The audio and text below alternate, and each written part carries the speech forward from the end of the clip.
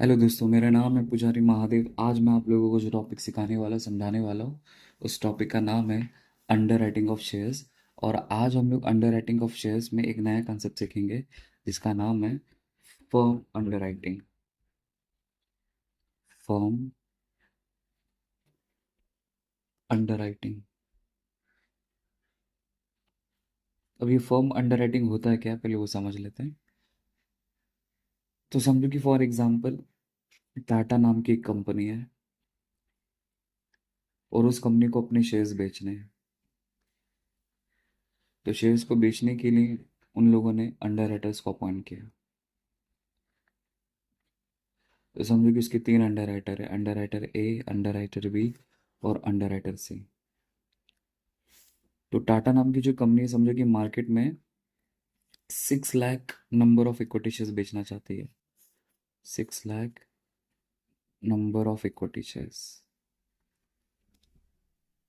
तो जिसमें से ए ने बोला कि मैं आपका 2 lakh number of shares sell करके दे दूंगा, और बी ने बोला कि मैं आपका 1 लाख शेयर्स सेल करके दे दूंगा, और सी ने कहा कि मैं आपका 3 लाख नंबर ऑफ शेयर्स करके सेल करके दे दूंगा। ठीक है। बट अंडर राइटर्स को ये भी पता है कि मार्केट में अगर हम लोग टाटा नाम की कंपनी के शेयर्स को बेचने के लिए अगर जाएंगे ना, तो सारे के सारे शेयर सेल हो जाएंगे। मतलब जो हम लोग अंडर राइटर की नेट लायबिलिटी निकालने की कोशिश करेंगे ना, तो इस वाले केस में ना अंडर राइटर की जो नेट लायबिलिटी है ना, वो जीरो आ जाएगी। जीरो कैसे आएगी? क्योंकि ए नाम का जो बंदा है वो 2 लाख शेयर्स मार्केट में बेचने के लिए निकलेगा, वो भी टाटा नाम की कंपनी को लेके। तो इसका मतलब उसके तो पूरे के पूरे शेयर सेल हो जाएंगे, और उसी तरह बी का भी वैसे ही सेल हो जाएगा, और उसी तरह सील का भी पूरी तरह से सेल हो जाएगा। तो इसका मतलब उनके हिस्से में या फिर उनको कोई शेयर्स खरीदने की जरूरत ही नहीं पड़ेगी।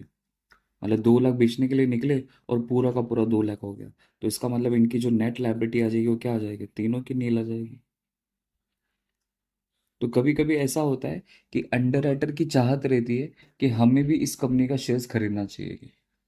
मतलब उनका इंटरेस्ट रहता है कि उस कंपनी का शेयर्स भी हमारे पास होना चाहिए। तो वो लोग क्या करते हैं कि जितने शेयर्स बेचने की उन लोगों ने जिम्मेदारी ली है यहाँ पे 2 लाख रुपीज, मतलब sorry 2 lakh number of shares की जो जिम्मेदारी ली है, उसमें से क्या करते हैं, उसमें से अपना हिस्सा साइड में कर लेते हैं। तो 2 लाख में से उसने सोचा कि मुझे इस कंपनी का कम से कम 20,000 शेयर्स चाहिए। और फिर ए ने सोचा कि उसको 1 लाख बेचना है, तो उसने साइड में निकाल के रखा, समझो उसको खुद को 10,000 शेयर्स खरीदना है। और सी का समझो कि 3 लाख शेयर्स है, उसने उसमें से खुद के लिए 30,000 शेयर्स साइड में निकाल के रख लिए। मतलब ये अंडर राइटर को खुद से सामने से इनको परचेस करना है उस कंपनी के शेयर्स को। तो जब अंडर राइटर की ये चाहत होती है कि मुझे उस कंपनी का शेयर्स खुद से खरीदना है, उसी को कहते हैं firm under writing. Firm under writing इसी को बोलते हैं। बस इसी का ट्रीटमेंट कैसे करना है वही आपको याद रखना है। तो फर्म अंडर टेकिंग का जो ट्रीटमेंट होता है वो दो तरीके से होता है।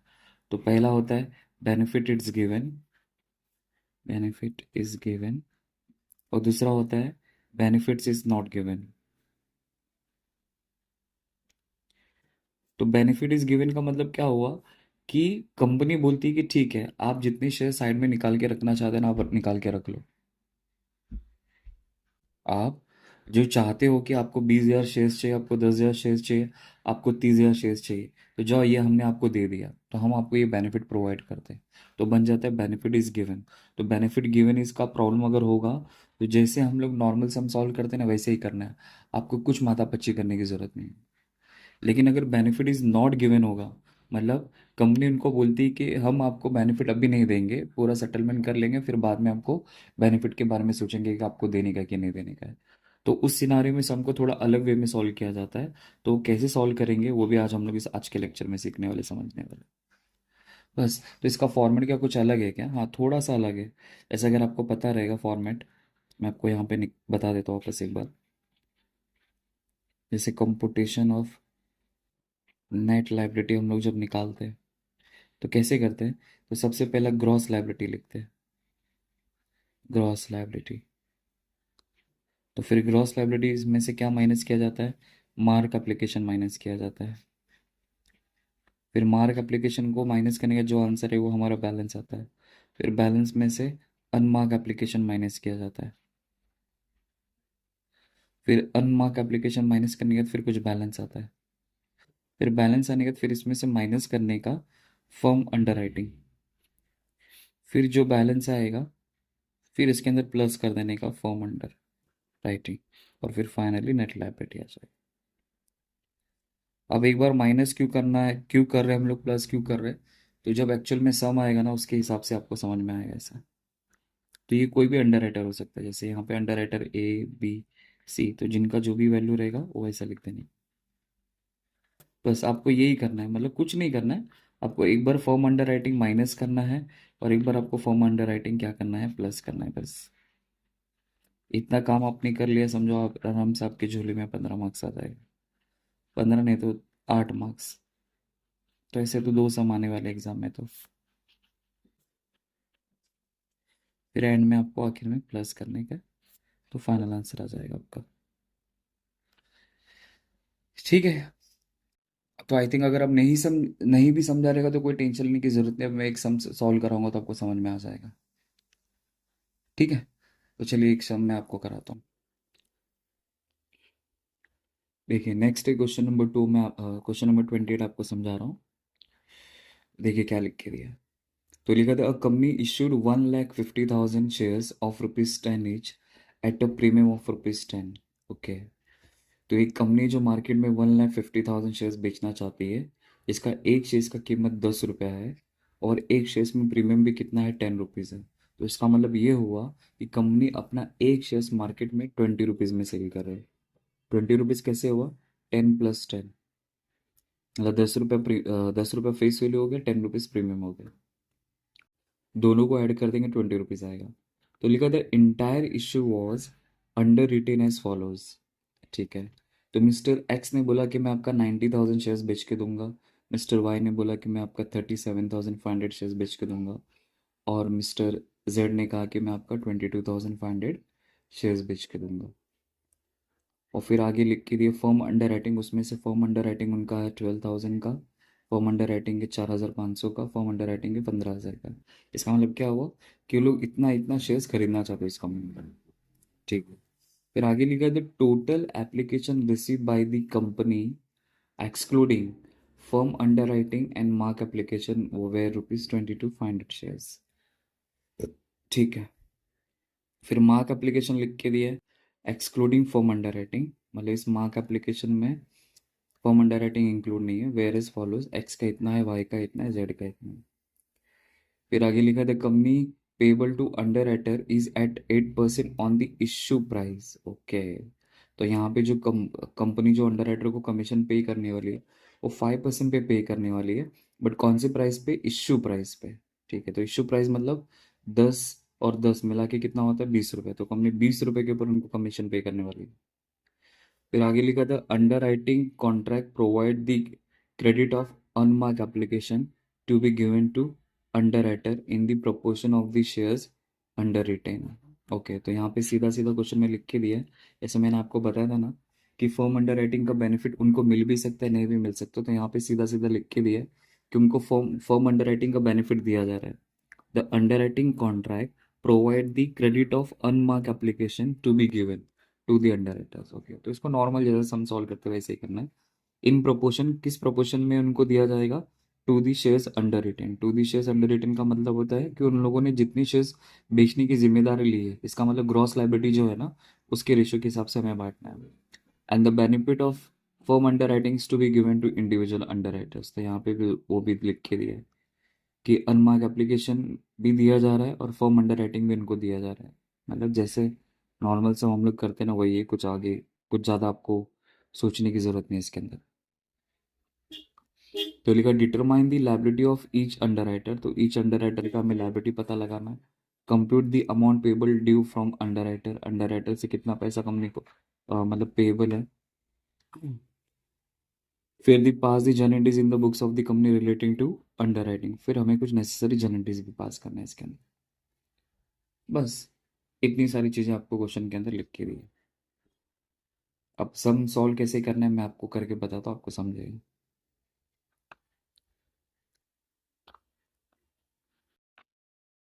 तो देखिए मैंने यहाँ पे फॉर्मेट बना लिया है। तो computation of net liability, serial number, particulars, basis, 3 under writer है, एक्स वाई जेड। तो यहाँ पे मैंने लिख दिया। ओके, तो अकॉर्डिंग टू फॉर्मेट के हिसाब से सबसे पहला आता है ग्रॉस लायबिलिटी। तो क्वेश्चन में चेक कर लेते कि ग्रॉस लायबिलिटी क्या क्या लिख के दी है। तो ग्रॉस लायबिलिटी तो सीधा हमेशा गिवन ही होता है, तो बेसिस में गिवन लिख दिया। तो मैं आपको दिखा दूँ ग्रॉस लायबिलिटी कितनी है क्वेश्चन में। तो यहाँ पे देखो, यहाँ पे ऐसे दिखाता हूँ। तो एक्स 90,000, वाई 37,500 एंड जेड 22,500। तो यहाँ पे लिखा है ना, यहाँ पे लिख के दिया देखो, the entire issue was underwritten as follows. तो एक्स ने इतना लिया, वाई ने इतना लिया, जेड ने इतना लिया। इतने बेचने की जिम्मेदारी लो, जो लिया है वो यहाँ पे लिख दूंगा मैं। तो एक्स में आ जाएगा 90,000, वाई में आ जाएगा 37,500 और इसमें आएगा 22,500।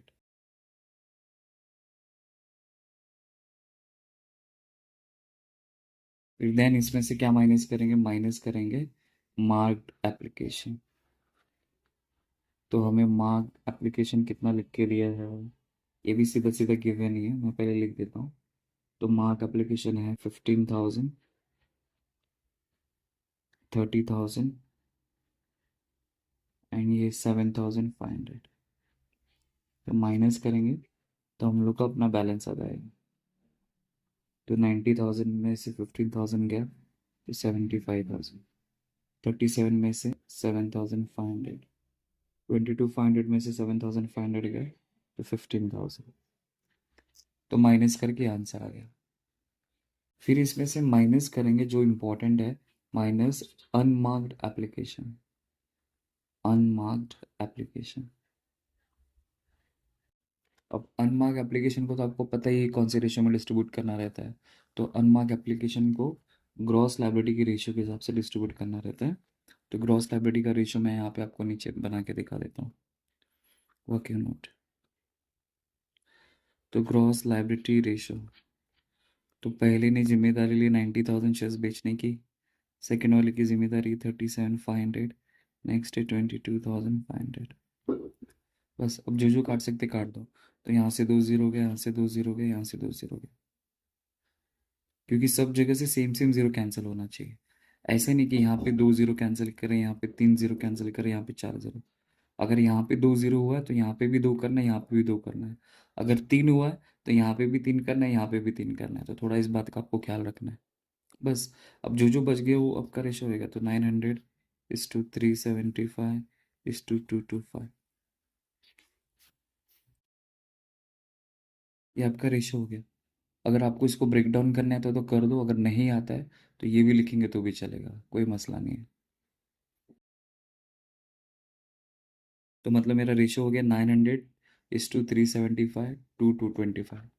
तो मैं मार्क एप्लीकेशन में रेशो लिख देता हूँ, ये ग्रॉस लाइबिलिटी रेशो लिख देता हूँ, ग्रॉस लाइबिलिटी रेशो। अब इतना बड़ा नंबर तो इसमें एडजस्ट नहीं हो पाएगा।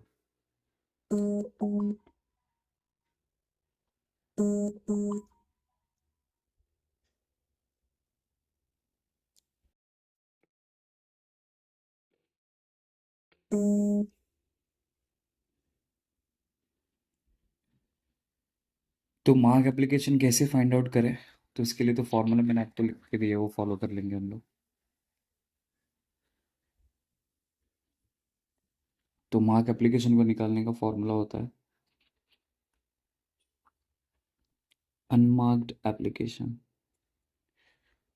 तो अनमार्क एप्लीकेशन का निकालने का फॉर्मूला है total application received minus marked application. तो टोटल एप्लीकेशन रिसीव्ड है 22,500, बट क्वेश्चन में क्या लिखा है ना वो बहुत ज़्यादा इंपॉर्टेंट है। अगर आपको समझ में आ गया तो समझो, आपको इजीली आप लोग इसको समझ सकते हो। तो देखो, तो टोटल एप्लीकेशन यहाँ पे कितना लिख के दिया है, पहले आपको ये बता देता हूँ, फिर बाद में एक साथ ही बताता चलो। तो ये अगर यहाँ पे देखो तो यहाँ पे total application receive by the company 22,500 यहाँ पे लिख के दिया है। लेकिन यहाँ पे ब्रैकेट में क्या लिखा है वो ज़्यादा इंपॉर्टेंट है। क्या लिखा है देखो, excluding firm underwriting and mark application. Okay, तो इसका मतलब ये हुआ कि इस 22,500 में फर्म अंडर राइटिंग भी नहीं है और मार्क एप्लीकेशन भी नहीं है। मतलब ये जो हम लोग टोटल एप्लीकेशन में से जो मार्क एप्लीकेशन जो माइनस करते हैं ना, वो क्यों माइनस करते हैं मालूम है? क्योंकि उसमें लिख के दिया रहता है इंक्लूडिंग मार्क एप्लीकेशन। बट ये वाले सब में क्या लिख के दिया है कि ये जो आपका टोटल एप्लीकेशन रिसीव्ड है, इसमें मार्क एप्लीकेशन भी इंक्लूड नहीं है और फॉर्म अंडर राइटिंग भी इंक्लूड नहीं है। तो जब दोनों ही इंक्लूड नहीं है तो फिर माइनस क्या करो, तो माइनस नील हो जाएगा। तो फाइनल क्या आंसर आ जाएगा? 22,500। यही आपका अनमार्क एप्लीकेशन हो जाएगा। बस वर्डिंग का ही खेल है।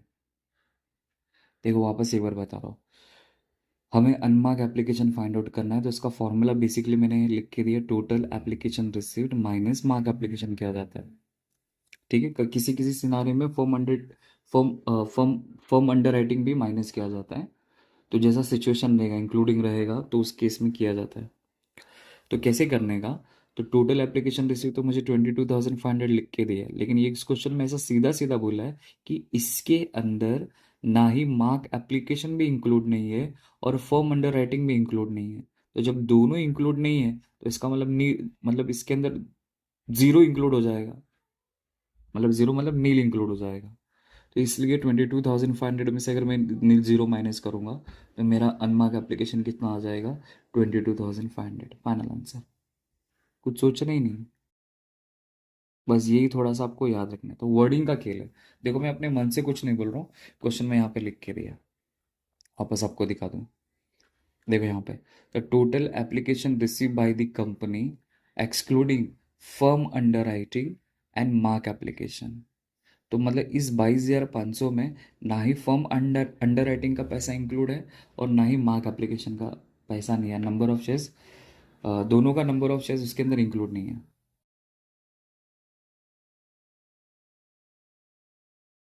ठीक है, तो बस तो हमारा आंसर आ गया।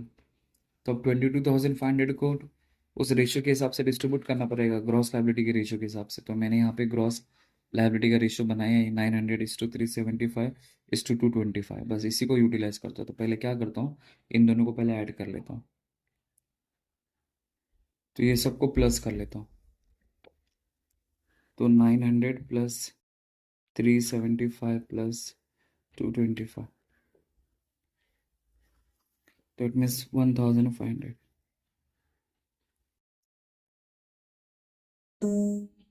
बस अभी इसी को यूटिलाइज करूँगा।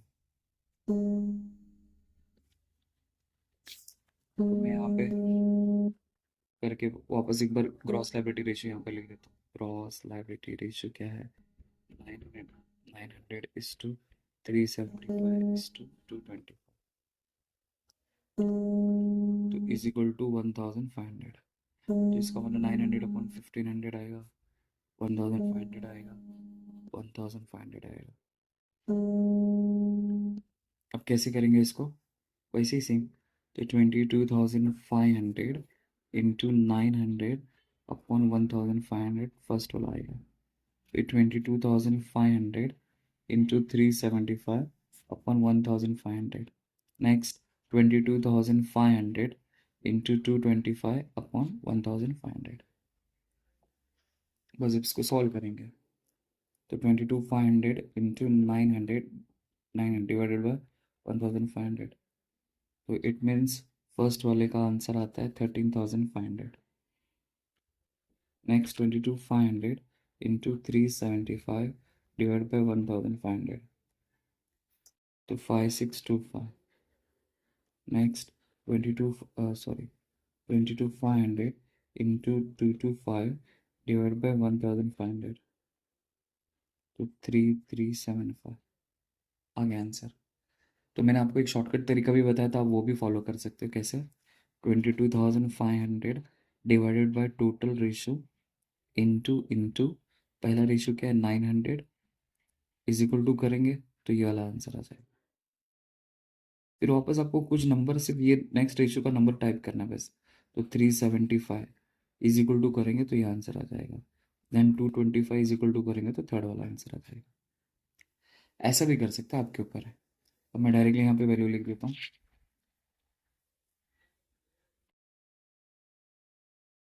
तो ग्रॉस लायबिलिटी मेरा है आया है 13,500, देन 5,625, देन 3,375। अब ये माइनस कर देंगे, तो माइनस करके जो आंसर आएगा वो अपना बैलेंस आ जाएगा। तो 75,000 में से 13,500 अगर मैं लेस करता हूँ तो आएगा 61,500। 7,500 में से 5,625 अगर मैं माइनस करता हूँ तो 1,875 आएगा। देन 15,000 में से 3,375 अगर मैं माइनस करता हूँ तो 11,625 आ जाएगा।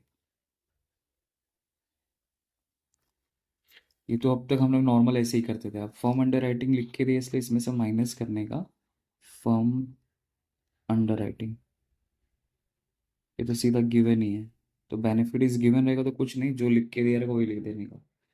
तो 12,000 नंबर ऑफ शेयर्स यहाँ पे लिख दिया, यहाँ पे 4,500 शेयर्स लिख दिया जो लिख के दिया आपको, यहाँ पे 15,000 शेयर्स जो लिख के दिया वो लिख दिया। मैंने आपको बताया नहीं, मैं आपको एक बार बता देता हूँ। देखिए क्वेश्चन में मार्क एप्लीकेशन 15,000 था, 30,000 था, 7,500 था यहाँ पे, तो मैंने वही लिखा यहाँ पे। मार्क एप्लीकेशन 15,000, 30,000, 7,500 माइनस का ये आंसर आ गया। अनमार्क एप्लीकेशन कैसे निकाला वो तो अभी जस्ट मैंने आपको बताया। फर्म अंडर राइटिंग तो आपको क्वेश्चन में देखो गिवन ही है, यहाँ पे लिख के दिए, देखो दिख रहा है, नहीं दिख रहा है, ऐसे दिखा था। तो देखो firm under writing 12,000, firm under writing 4,500, firm under writing 15,000, ये जो लिख के दिया था मैंने उसी को लिख दिया। बस अब इसमें से इसको मैं माइनस करूँगा तो पता चलेगा। तो इसमें से अगर मैं इसको माइनस करता हूँ 61,500 में से तो ये आता है 49,500 आएगा। अब 1875 में से 4,500 अगर मैं लेस करूँगा तो आंसर नेगेटिव आता है 2,625। तो इसको ब्रैकेट में हाईलाइट कर देंगे, मतलब इसने शेयर ज़्यादा बेच दिए। और फिर इसने कितना, इसमें से इसको माइनस करता हूँ 15,000, तो ये भी आंसर नेगेटिव आएगा 3,375 ब्रैकेट में, 3,375। ये देखो ये माइनस होने लगा इसलिए इसमें इसको माइनस करने क्या आएगा, इसमें इसको माइनस करेंगे तो ये बड़ा नंबर है इसलिए आंसर नेगेटिव आएगा।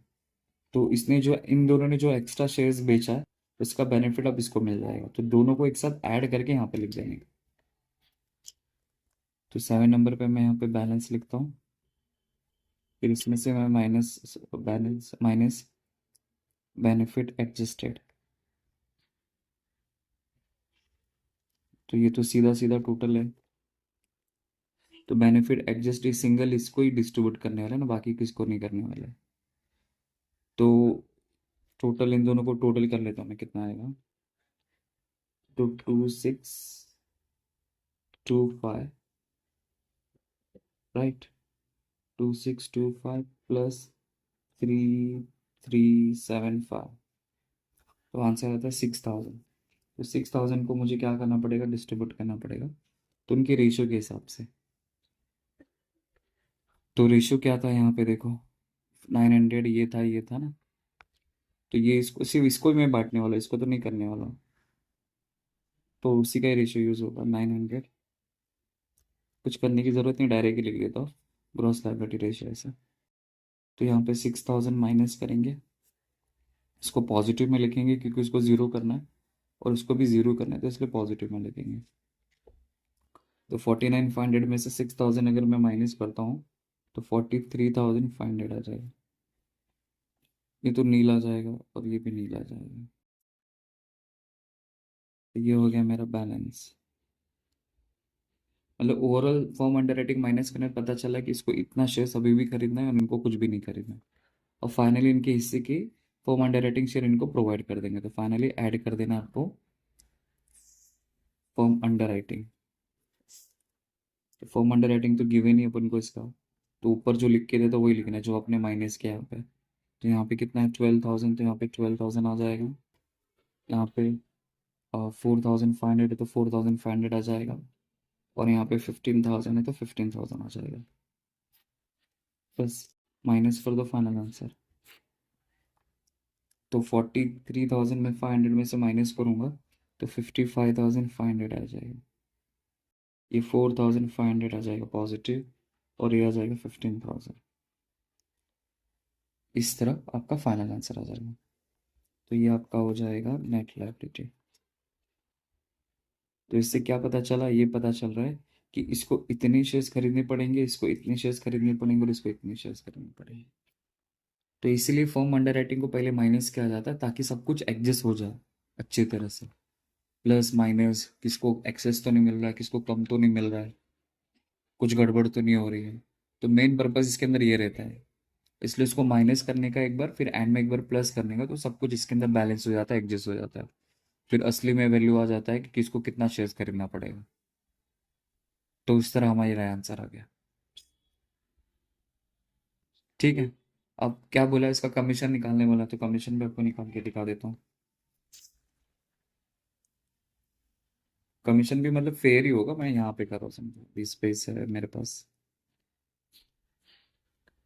तो देखो, आपको कमीशन निकालने का मैंने एक फॉर्मूला दिया था, बस आपको वही फॉलो करना है। Commission payable to underwriters. Underwriters को कितना कमीशन पे होने वाला है? तो सबसे पहले अंडरराइटर का नाम है एक्स। तो मैंने कमीशन का पहले फॉर्मूला लिख देता हूँ।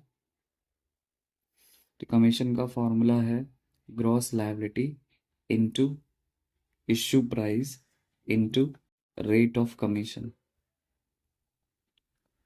Gross liability, issue price into rate of commission. अभी इसमें जो कमीशन निकालने वाला, इश्यू प्राइस पे निकालने के लिए बोला है। अगर मैं आपको दिखाऊं तो देखो, यहाँ पे क्वेश्चन में यहाँ पे लिख के दिया, the commission payable to underwriter is at the rate 5% of the issue price. देखो यहाँ पे इश्यू प्राइस लिख के दिया, तो इश्यू प्राइस के ऊपर 5% निकालना पड़ेगा। तो सबसे पहला एक्स का निकालेंगे, तो ग्रॉस लायबिलिटी हमें क्वेश्चन में कितना लिख के दिया, 90,000। तो 90,000 इंटू इश्यू प्राइस कितना है, issue price, issue price 20 rupees लिख के दिया, तो 20 लिख दिया, इंटू रेट ऑफ कमीशन 5%। तो 5 यहाँ पे आ जाएगा। अब मल्टीप्लाई करेंगे, आंसर आ जाएगा। तो 90,000 इंटू 90,000 इंटू 20 इंटू 5%। तो ये आ जाएगा 90,000। फिर उसी तरह वाई। तो वाई की ग्रॉस लायबिलिटी क्या है, पहले आपको ग्रॉस लायबिलिटी एक बार दिखा देता हूँ।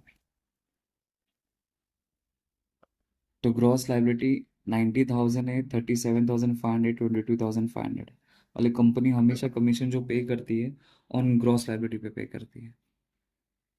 लेकिन बच्चे लोग आएगा में क्या करते हैं, नेट लायबिलिटी कैलकुलेट कर लेते हैं। तो ऐसी गलती मत करना। कमीशन हमेशा हमेशा हमेशा ग्रॉस लायबिलिटी पे आएगा। तो 90,000, 37,000, 22,000, तो पहले वाले को तो मैंने निकाल लिया। अब सेकेंड वाले को, तो सेकेंड वाले की ग्रॉस लायबिलिटी है 37,500 into issue price 20 rupees, commission 5%। तो इसका आंसर कितना आएगा, सेम ही आएगा, 37,500 इंटू 20 इंटू 5%, 37,500 सेम। अब उसी तरह जेड का, तो जेड की ग्रॉस लायबिलिटी कितनी है, ग्रॉस का लायबिलिटी 22,500 इंटू 20 इंटू 5%। इसको भी सॉल्व करूंगा तो वही आंसर आने वाला है, 22,500। ये तीनों का ही कमीशन का वैल्यू आ गया। तो इस तरह हमने कमीशन कैलकुलेट कर लिया। ये है वाई का, और ये है एक्स का, वाई का और जेड का। ना अभी हम लोग को बोला गया एंट्री पास करो, तो भी एंट्री पास करेंगे। तो एंट्री लिखेंगे, general entries in the books of dash dash company. Company का तो नाम तो है ही नहीं। Serial number,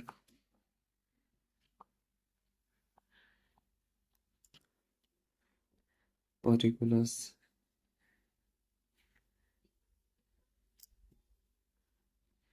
debit rupees credit rupees.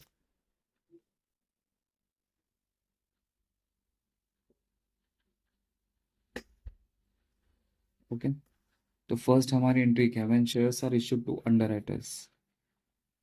तो when share issue to underwriter की एंट्री मैंने आपको क्या लिख के दी, अगर आपको याद है, लास्ट टाइम पे आपको लेक्चर में बताया रहेगा मैंने, वापस एक बार बता देता हूँ, देखो यहाँ पे। तो क्या है, when shares are issue to underwriters, तो underwriters account debit to share capital account. अगर शेयर प्रीमियम पे इशू रहेगा तो टू सिक्योरिटी प्रीमियम अकाउंट। इसलिए यहाँ पे एंट्री पास करेंगे अंडरराइटर्स। तो यहाँ पे अंडरराइटर्स तो तीन है, तो तीनों का नाम आएगा। इसलिए X account debit, Y account debit, Z account debit to share capital account, share capital account and to security premium account. बस अब इसमें कैलकुलेशन कैसे करनी, तो कमीशन जब निकालने का टाइम आता है तब कैलकुलेशन ग्रॉस लायबिलिटी पे निकाला जाता है। जब शेयर्स को इश्यू किया जाता है अंडर राइटर्स को, तो आपको हमेशा नेट लायबिलिटी पे निकालना है, नेट लायबिलिटी। तो देखो ये नेट लायबिलिटी इसकी 55,500, इसका 4,500 है। तो इस पे वैल्यूएशन करेंगे कि उनको कितना शेयर्स परचेस करना पड़ेगा। तो 55,500 ना इंटू इश्यू प्राइस, एक शेयर्स को कितने में इश्यू किया गया था, 20 रुपीज़ में, तो 20 से मल्टीप्लाई करें। उसी तरह वाई, तो वाई की नेट लायबिलिटी कितनी आ रही है, तो देखेंगे तो वाई की नेट लायबिलिटी है 4,500। तो मैं यहाँ पे हाईलाइट कर देता हूँ 4,500 इंटू 20। एंड जेड की कितनी आ रही है नेट लायबिलिटी, 15,000, तो 15,000, तो 15,000 इंटू 20, बस मल्टीप्लाई करेंगे आंसर आ जाएगा। जस्ट अ मिनट, अब सीधा मैं मल्टीप्लाई करके आपको दिखाता हूँ। तो 55,500 इंटू 20, तो 11,10,000। नेक्स्ट वाई 45,000 इंटू 20 करूँगा तो 90,000, 4,500 सॉरी, तो ये आएगा 90,000। 15,000 इंटू 20 अगर मैं करता हूँ तो सीधा ये तो 33 लैक्स आ जाएगा। अब अगर मैं सबको ऐड करूँ तो इधर नहीं आएगा क्योंकि यहाँ पे दो दो वैल्यू। अब क्या करना है, शेयर कैपिटल में वैल्यू लिखने का, तो कैसे करने का, तो जितने भी नंबर ऑफ शेयर्स है ना, जैसे अंडर राइटर एक्स 55,500 परचेस करने वाला है, वाई 4,500 परचेस करने वाला है, जेड 15,000 परचेस करने वाला है, तो तीनों के नंबर ऑफ शेयर्स को ऐड करेंगे तो टोटल नंबर ऑफ शेयर्स यहाँ पे रिकॉर्ड करेंगे। ठीक है, तो मैं तीनों को ऐड करता हूँ। तो 55,500 प्लस 4,500 प्लस 15,000, तो टोटल नंबर ऑफ शेयर्स आता है 75,000 इनटू शेयर कैपिटल में आपको हमेशा फेस वैल्यू से मल्टीप्लाई करना है। फेस वैल्यू तो देखो 10 रुपये का शेयर्स था, कंपनी इसमें 10 रुपये का प्रीमियम ऐड करती है और 20 रुपीज़ में सेल करी, तो 10 रुपये उसका फेस वैल्यू होगा, या 10 रुपीज़ का प्रीमियम हो गया ना, क्वेश्चन में लिख के दिया, मैं अपने मन से कुछ नहीं बोल रहा हूँ। तो फेस वैल्यू 10 है, तो कैपिटल में आपको हमेशा हमेशा हमेशा फेस वैल्यू से मल्टीप्लाई करना है। तो फेस वैल्यू 10 है तो 10 से मल्टीप्लाई करूँगा, तो ये आ जाएगा क्रेडिट में 7,50,000। अब मुझे सिक्योरिटी प्रीमियम का वैल्यू चाहिए, तो सेम वैसे ही करना है। तो नंबर ऑफ शेयर्स कितना है, 75,000 इंटू एक शेयर्स के पीछे प्रीमियम कितना है, 10 रुपीज़, मल्टीप्लाई करूँगा तो 7,50,000 आ जाएगा। हो गया। और नरेशन आप लोग यहाँ, ये तो मैंने आपको समझाने के हिसाब से यहाँ पे किया, बट आप लोग मत करना ऐसा, बस तो यहाँ पे रिकॉर्ड कर दूंगा, being shares are issued to underwriter।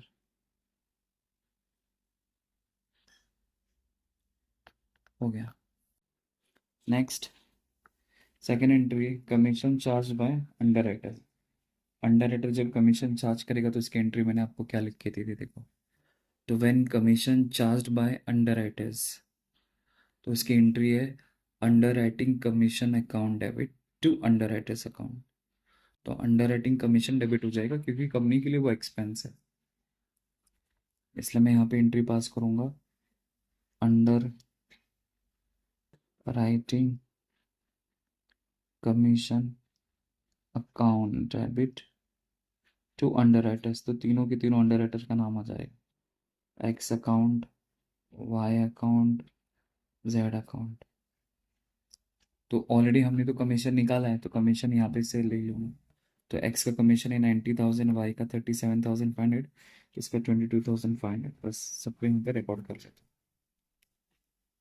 तो एक्स का है 90,000, वाई का है 37,500 और जेड का है 22,500।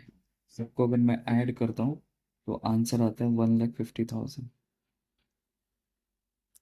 हो गया। Now narration, being commission, charged bye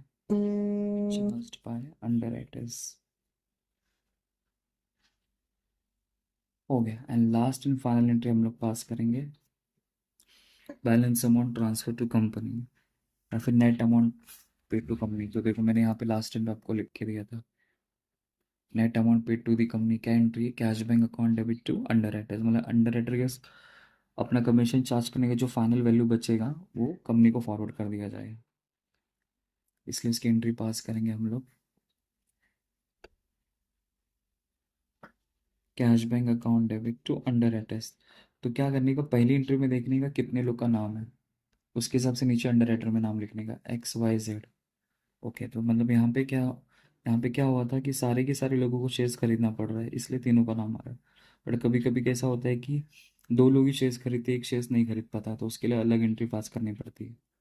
तो लास्ट लेक्चर मैंने आपको बताया रहेगा, चेकआउट कर लेना बस।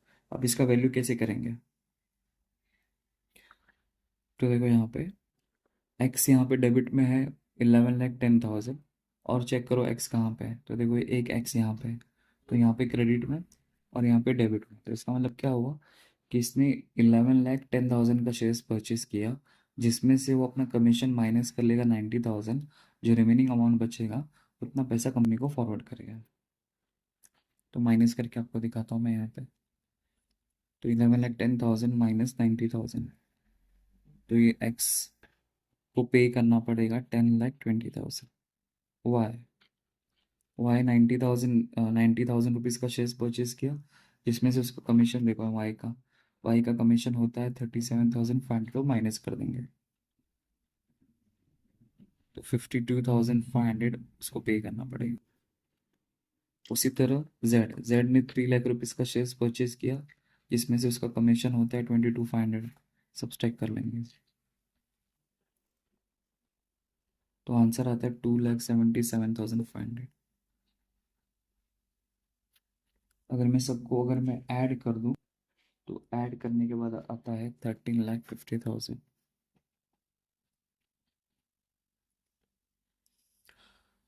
हो गया। नेक्स्ट वही being balance amount transfer to company. हो गया। फिर paid by underwriter, paid by underwriters.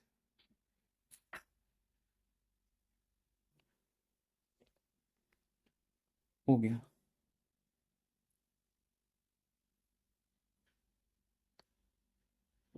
तो ये तो इसका वर्क नोट यहाँ पे था, कमीशन कैसे निकाला मैंने यहाँ पे, और यहाँ पे तो इसका फेयर वर्क है, और फिर यहाँ पे तो फर्म अंडर राइटिंग थोड़ा मैंने आपको जो समझाया था, बताया था। ठीक है, आई होप आपको समझा रहेगा। Thank you.